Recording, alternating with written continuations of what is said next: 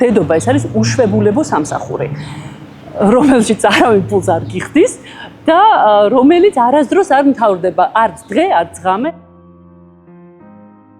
18 წელი ხალხს ვეცნობოდი ასე რომ მე ვარ თამთაჯანაძე ჟურნალისტი, მაგრამ ამ ეტაპზე მე ვარ თამთაჯანაძე სამი შვილის დედა. ზოგადად ჩვენ საზოგადოებაშიც და საერთოდ ისიც მიღებული არის რომ დედობა ეს არის ძალიან დიდი ბედნიერება, სიხარული, სიყვარული, აი ყველაფერი დადებითი, პოზიტივი, კარგი და არავინ არ საუბრობს იმაზე რომ ეს ყველაფერი ამავდროულად არის ძალიან სერიოზული დამღლელი რუტინა, ზოგჯერ აუტანელიც. ზოგჯერ ეს არის იმხელა ტვირთი, რომლის ტარებაც ხალხს რაღაც მომენტში შეიძლება არ შეეძლოს. და საზოგადოება მუდმივად გთხოვს, რომ იყო ძალიან ძლიერი და არაფერს არ აკეთებს იმისთვის, რომ გაგაძლიეროს. თავიდან ყველა გვეუბნება, რომ შვილები უნდა გავაჩინოთ, რომ ყველა ჩვენს გვერდით არის და შემდეგ აღმოჩნდები, რომ უი, თურმე ხარ მარტო და ამ რაღაც პამპერსის რეკლამებში მყოფი ბუთქუნა საყვარელი ბავშვის ნაცვლად ყავს პატარა მჩხავანა არსება, რომელსაც ვერ უხერხებ ვერაფერს. რომელიც დღეც ღამეც ითხოვს შენგან ყურადღებას, მიაქვს შენი ენერგიის ბოლო ნარჩენები და ამ დროს რატომღაც საზოგადოება თვლის, რომ ეს არის მხოლოდ შენი პასუხისმგებლობა და აი მაგალითად ქმარი თუ დაგეხმარება, ანუ თავის მოვალეობას კი არ შეასრულებს როგორც მამა.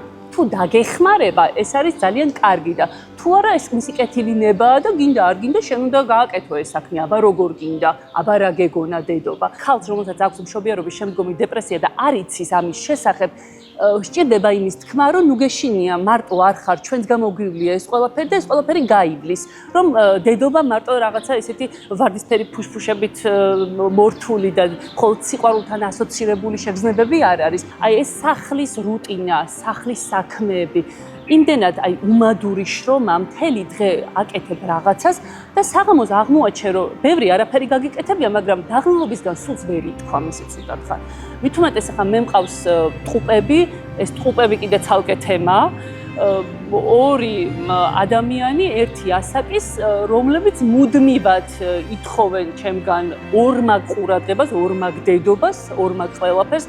არაფერი რომ არ ვთქვათ იმაზე, რომ უფროსი გოგონა ძალიან ეჭვიანობს ამათზე და მუდმივად აქვს ერთმანეთთან რაღაც მეტოქეობა და სხვას რომ ყველაფერს თავი დავანებოთ ფიზიკურ გადაღლილობას, აი იმხელა ემოციური დატვირთვაა დედობა, რომ თან დაღლილი დედა ვერაფრით არ იქნება კარგი დედა, დაღლილი დედა აუცილებლად დაუშვებს შეცდომებს, აუცილებლად ხმას აუწევს ბავშვთან. დედები ფაქტობრივად ვერ ისვენებენ. მე მაგალითად აი, როდესაც თუნდაც სკვერში გამყავს ბავშვები იმისთვის, რომ რაღაც ირბინონ, განიმუხტონ, დაისვენონ. მათი დასვენება ავტომატურად ჩემს გადაჭარბებულ ყურადღებას ნიშნავს, ჩემს დაძაბულობას ნიშნავს, რომ ბავშვმა თან არ ცხოვრობს დაცულ და უსაფრთხო გარემოში.